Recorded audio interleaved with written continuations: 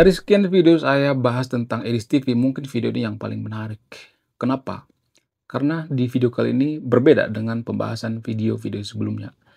Jadi kemarin lalu, Edis TV live dengan seorang bapak-bapak tentara bernama Pak Susilo. Bukan Pak SBY ya, tapi Pak Susilo. Seorang bapak-bapak tentara yang naik ke live Edis TV. Pembahasan Edis TV dengan Pak Susilo atau bapak-bapak tentara ini sangat menarik menurut saya pribadi. Apa itu pembahasannya? Pembahasannya tentang apakah tentara itu harus menegakkan syariat Islam atau tidak?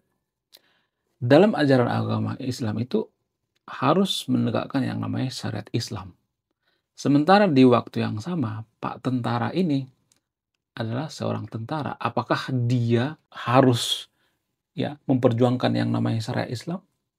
Jadi ini pertanyaan tajam daripada Edis TV dan tidak bisa dijawab oleh si bapak-bapak tentara ini. Si bapak-bapak tentara ini lebih mengganti topik tentang apa? Tentang ketuhanan gitu. Tentang agama samawi gitu.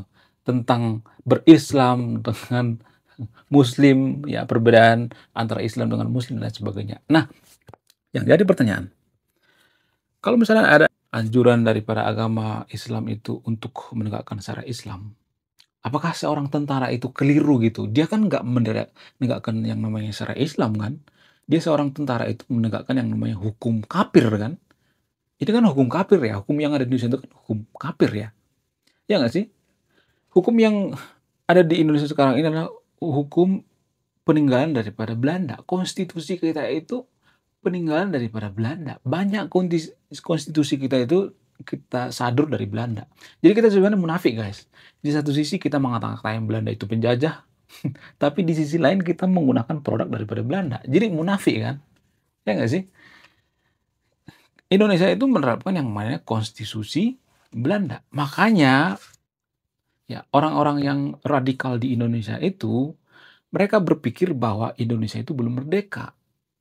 Mereka berpikir bahwa Indonesia sekarang adalah kondisi perang karena apa? Karena menggunakan yang namanya hukum-hukum kafir. Ya, mereka pengen menegakkan yang namanya syariat Islam. Apakah mereka salah? Ya, kalau misalnya ada yang mengatakan, oh mereka salah tuh. Tapi kan ada dalil-dalilnya, ajakan untuk menegakkan syariat Islam. Siapa yang salah? Apakah Edis TV yang salah? Apakah bapak-bapak tentara yang salah? Apakah tetangga saya yang salah? Apakah Muhammad Salah yang salah? Pemain bola itu? Menarik untuk kita bahas.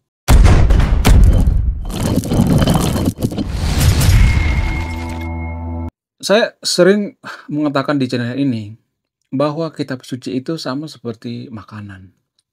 Ayat-ayat kitab suci itu sama seperti roti ya. Ada kedaluarsanya gitu, ada masa expirednya. Ya. Jadi kalau roti itu sudah lewat masa expirednya, maka kalau kita makan, maka kita akan keracunan. Sama hal dengan ayat-ayat kitab suci ya. Dalam agama apapun itu, saya tidak berpihak pada agama tertentu ya. Saya benar-benar netral ya. Ayat-ayat kitab suci itu hanya relevan diterapkan di zamannya. Ya. Kita ambil contoh misalnya ya, contoh ya. Zaman dulu ya, dalam agama Samawi dikatakan bahwa bumi itu datar, terhampar. Dan pada saat itu banyak orang yang percaya. Pada abad keberapa? Abad ke-7. Kenapa saat itu banyak orang yang percaya? Karena saat itu belum ada yang namanya astronot pergi ke luar angkasa, melihat dari luar angkasa. Oh, ternyata bumi kita itu bukan datar, bulat. Belum ada penelitian seperti itu zaman dulu. Ya. Belum ada yang namanya riset zaman dulu. Sehingga banyak orang yang mengiyakan. Apakah yang salah ayatnya? Enggak. Yang salah itu siapa? Yang salah itu orang yang menggunakan ayat itu sampai sekarang. Jadi kalau kita konsumsi ayat itu, ya ayat yang mengatakan bahwa bumi itu datar, maka kita akan keracunan. Karena apa? Karena pada faktanya bumi itu bukan datar. Pada penelitiannya seperti itu. Ya. Apakah kita harus mati-matian mempertahankan bahwa bumi itu datar? Itu contoh yang pertama. Kemudian manusia berasal dari tanah. Apakah ini ayat yang salah? Enggak. Pada saat zaman dulu ya, pada zaman abad pertama, abad kedua sampai abad ketujuh, belum ada yang namanya penelitian tentang DNA manusia. Manusia percaya bahwa manusia itu berasal dari tanah, tanah liat. Ya, itu contoh yang kedua ya. Kalau kita misalnya zaman sekarang ini percaya bahwa manusia itu berasal dari tanah, kita akan diketawain guys. Kita akan diketawain, oh kamu baru keluar dari gua ya, kok kamu bilang manusia itu berasal dari tanah? Emang tanah itu punya DNA? Emang eh, yang bukan makhluk hidup itu punya DNA? Tanah itu kan tidak hidup. Yang punya DNA itu hanya makhluk hidup.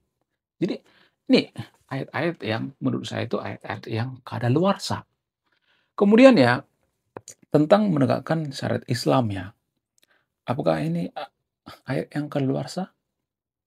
Kenapa ada syariat Islam? Karena pada saat itu, saat terjadinya ditegakkan syariat Islam itu, kondisinya memungkinkan pada abad pertama ya.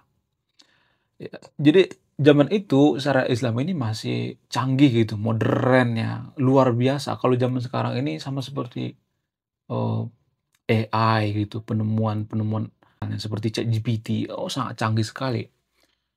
Tapi nanti mungkin ChatGPT 2000 tahun lagi kan nggak canggih lagi kan, sama seperti tentang syariat Islam. Bukan berarti saya nyuruh yang nonton video untuk tidak percaya syariat Islam ya, tapi kita harus ya menguliti gitu. Menguliti apakah ini relevan atau tidak zaman sekarang ini? Apakah ayatnya salah atau tidak? Adanya anjuran untuk menerapkan yang namanya syariat Islam itu hanya berlaku di zamannya. Jadi kalau kita konsumsi di zaman sekarang ini kan kita bisa keracunan. Karena apa? Karena di zaman itu ada nabi, itu yang pertama ya. Kemudian di zaman itu ada yang namanya perang ya, maka turunlah ayat-ayat perang. Ya, kalau mereka tidak menurunkan yang namanya ayat perang, mereka tidak akan memenangkan yang namanya perang. Makanya ada istilah bunuhlah. Kalau kamu ketemu dengan suku ini, bunuhlah. Kalau kamu bertemu dengan bani ini, bunuhlah. Kalau kamu bertemu dengan kelompok ini, bunuhlah. Kenapa ada turun ayat seperti itu? Karena pada saat itu sangat diperlukan, genting banget gitu. Ya, sama seperti darurat militer ya. Zaman sekarang darurat militer gitu. Ada turun misalnya nih ya peraturan-peraturan. Ya, turunnya wahyu itu karena apa? Karena kondisi saat itu sangat dibutuhkan ayat-ayat seperti itu. Sehingga apa? Sehingga ya ayat itu hanya bagus diterapkan di zaman itu, bukan di zaman sekarang. Nah, ini yang tidak bisa dijawab oleh si bapak-bapak tentara itu. Bapak tentara itu lebih terkesima gitu dengan Edis TV daripada menjawab pertanyaan. Dia lebih mengganti topik gitu. Mungkin ya dugaan saya si bapak-bapak tentara ini nggak tahu jawabannya gitu. Ya kan? Menurut kalian gimana? Ya. Kemudian dalam agama tertentu di Konoha itu ada ayat-ayat yang kontradiktif ya. Ada ayat-ayat yang mengatakan kita harus menerapkan yang namanya syariat Islam. Ada juga ayat yang mengatakan enggak kok ya, enggak harus menerapkan yang namanya syariat Islam. Enggak. Karena syariat Islam itu sudah nggak relevan zaman sekarang gitu. Karena tidak sesuai dengan apa? Tidak sesuai dengan culture, tradisi, budaya. Ya, karena zaman dulu itu masyarakat itu masih satu agama gitu. Jadi masih bisa diterapkan zaman dulu. Zaman sekarang kan ada tuh orang yang nggak beragama, agnostik, ateis, free thinker, orang yang beragama Kristen, Hindu, Buddha dan sebagainya dikumpulkan satu negara. Masa kita harus menerapkan yang namanya syariat Islam? Jadi ada keduanya ada ayatnya gitu. Ini yang perlu kita kuliti gitu. Kita sebagai kaum intelektual nggak boleh berpihak pada agama tertentu ya. Karena ini berpengaruh gitu bagi kemajuan bangsa kita. Saya tuh sering diomelin ya sama netizen. Kenapa lu bahas tentang agama sementara lu nggak percaya dengan agama? Justru saya bahas agama itu karena agama itu mempengaruhi kemajuan suatu bangsa. Kalau agama itu nggak mempengaruhi, saya nggak bakal bahas agama. Banyak keputusan kita sehari-hari itu berdasarkan aturan agama. Banyak banget. Cara makan, cara minum, ya. Bahkan cara memilih pemimpin sekalipun dipengaruhi agama. Pilihlah pemimpin yang seiman. Itu kan dipengaruhi oleh agama. Dan ini mempengaruhi kemajuan satu bangsa. Kalau kita memilih pemimpin itu asal-asalan, hanya berdasarkan seiman, seagama, tidak berdasarkan kinerja, maka negara kita akan hancur. Makanya kalau kita perhatikan sekarang DPR-DPR itu banyak yang sampah kan, joget-joget nggak jelas. Kenapa mereka kepilih? Ya, karena karena kita memilih mereka itu karena seiman lah, karena mereka tenar lah, karena mereka sealiran dengan kita, sepengajian dengan kita, ya karena NU, karena Muhammadiyah dan lain sebagainya, karena suruhan daripada pemuka agama dan sebagainya, karena pemuka agama kita disogok dan lain sebagainya. Itu faktornya, ya. Jadi agama itu mempengaruhi kemajuan suatu bangsa. Kalau ada orang yang mengatakan agama nggak mempengaruhi kemajuan suatu bangsa, lu jangan bahas-bahas agama, lu kan nggak percaya agama. Ini sangat keliru, woi. Ini keliru banget. Sangat keliru ya. Banyak orang yang mengatakan seperti itu, yang ngomel-ngomel seperti itu. Orang-orang seperti ini biasanya, orang-orang, mohon maaf ya, saya tidak mengatakan diri saya pintar ya. Orang-orang seperti ini adalah orang-orang yang tidak punya literasi baca gitu. Tidak punya kesadaran gitu. Tidak bernalar gitu. Ya, jadi itu alasan kenapa saya bahas agama. Karena mempengaruhi, sangat mempengaruhi kemajuan suatu bangsa. Indonesia itu adalah salah satu negara yang paling religius di dunia. Bahkan di atas daripada Arab Saudi. Orang Indonesia itu adalah orang yang paling rajin berdoa di dunia. Salah satu orang yang paling rajin berdoa. Negara yang paling rajin berdoa. Bagaimana mungkin kita mengatakan bahwa agama tidak mempengaruhi kemajuan suatu bangsa, sementara masyarakat itu adalah masyarakat yang paling rajin berdoa, berarti agama mempengaruhi dong. Ya. Kalau dua itu mempengaruhi kemajuan suatu bangsa, lalu kenapa kita tidak maju? Nah, itu kan yang jadi pertanyaan. Ya kan? Tapi kalau saya ngomong seperti ini nanti saya dikata-katain, "Oh, kamu ateis, oh, anti agama, PKI." Ya, makan tuh PKI, ya. Dikit-dikit PKI. Kalau nggak sesuai dengan apa pikiran kita, kita akan ngata-ngatain orang lain PKI. Kembali ke pembahasan Edis TV dengan bapak-bapak tentara ini ya. Jadi pada live itu bapak-bapak tentara ini nggak bisa menjawab ya. Itu artinya, mohon maaf ya bapak-bapak tentara, Anda itu literasinya masih rendah dalam memahami agama. Ya, dan kebanyakan warga Indonesia seperti itu kok. Sebenarnya saya setuju dengan apa yang dikatakan oleh Edis TV. Ya, warga Konoha itu dalam beragama itu kebanyakan ikut-ikutan ya. Mereka tidak pernah mengkritisi agama itu sendiri. Mereka beragama karena ya karena keturunan gitu, karena orang tuanya beragama A, ya dia ikut beragama A gitu. Nggak pernah kita mengkritisi agama, nggak pernah kita bertanya, ya boro-boro bertanya ya, ya berpikir kritis aja udah dicap sesat, "Oh kamu sesat, oh kamu masuk neraka." Jadi warga Konoha itu ya sengaja menumpulkan otak kita. Kebanyakan yang terjadi di negara kita ini, kegagalan-kegagalan yang terjadi di negara kita ini karena dipengaruhi oleh agama kalau boleh jujur. Ya, banyak anggaran-anggaran negara itu yang dianggarkan hanya mengurusi agama ya, mengurusi umroh, mengurusi Kementerian Agama, dana abadi pesantren ya, ya pembangunan rumah ibadah dan sebagainya. Ada banyak duit, triliunan duit habis untuk mengurusi hal yang bersifat privasi yaitu agama. Bayangkan kalau duit dialihkan menaikkan gaji guru misalnya, pasti pendidikan kita lebih bagus kan? Atau merekrut guru yang lebih berkompeten misalnya. Pasti pendidikan lebih bagus. Jadi bagaimana mungkin agama tidak mempengaruhi kemajuan suatu bangsa? Banyak hal ya yang dipengaruhi oleh agama terhadap kemajuan suatu bangsa. Jadi kadangkala ya kita itu tidak mau kritis terhadap agama. Kebanyakan tuh ya warga Konoha sering mengatakan seperti ini, "Jangan salahin agamanya dong, salahin orangnya, salahin penganutnya, salahin oknumnya," gitu. Padahal kan di Konoha kan menurut BNPT ada sekitar 33 juta orang yang terpapar radikalisme. Kalau ada orang yang terpapar radikalisme itu sekitar 33 juta orang, masa kita mengatakan 33 juta orang ini oknum? Nggak mungkin oknum, berarti ada yang salah. Apa yang salah? Itu yang perlu kita cari gitu.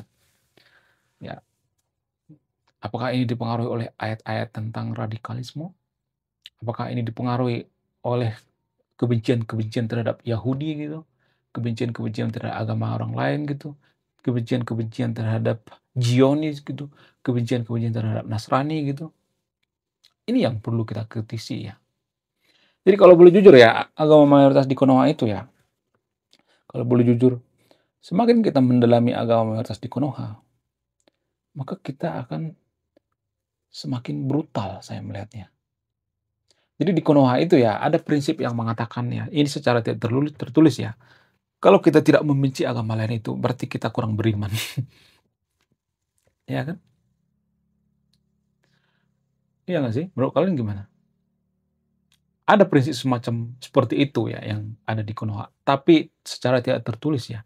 Justru saya melihatnya orang-orang yang tidak terlalu mendalami agama gitu, ya, orang yang awam terhadap agama, tidak, beragama seperti orang yang mabuk agama, ya biasa-biasa aja gitu beragamanya, nggak terlalu rajin beribadah gitu, nggak terlalu rajin sholat dan lain sebagainya. Saya melihat lebih humanis ya, lebih netral gitu, lebih mudah bergaul dengan kita gitu, tanpa mengkafir-kafirkan agama lain. Justru seperti itu, ya. Nah, kalau melihat fenomena seperti ini ya, mungkin di antara sahabat yang nonton video mungkin pernah berpikir seperti ini ya, kenapa justru orang yang tidak terlalu berlebihan dalam beragama, yang biasa-biasa aja dalam beragama itu lebih humanis gitu, lebih berprinsip kemanusiaan.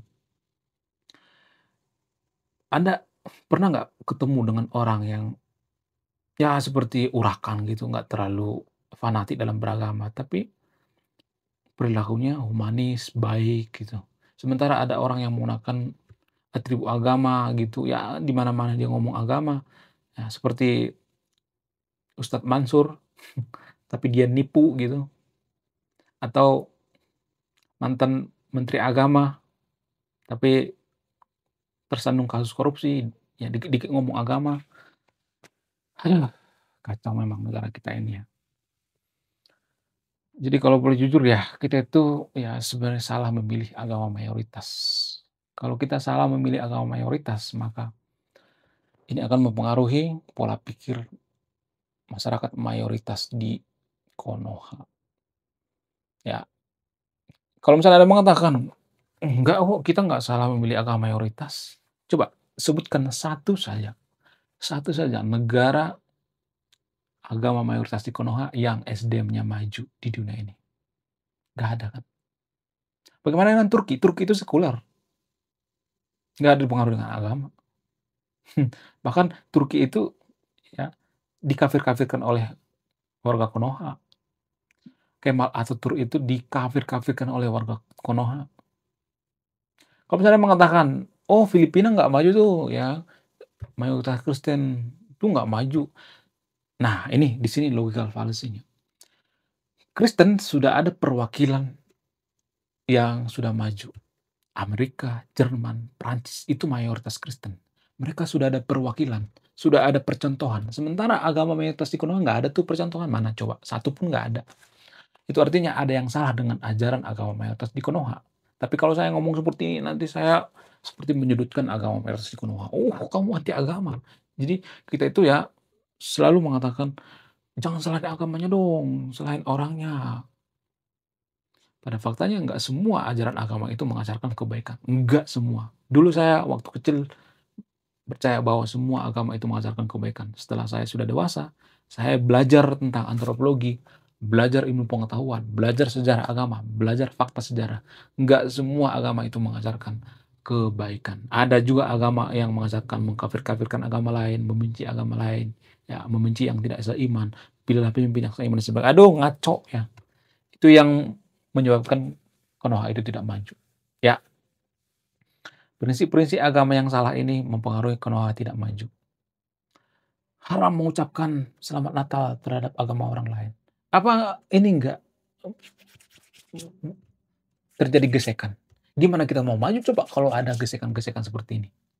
Mending kita nggak usah beragama deh sekalian, ya. Daripada kita beragama tapi membenci agama lain. Makan itu agama, mamam itu agama. Aduh, benci banget gue. Sekian videonya, terima kasih sudah menyimak dan memahami. Saya kaum intelektual, salam rasional.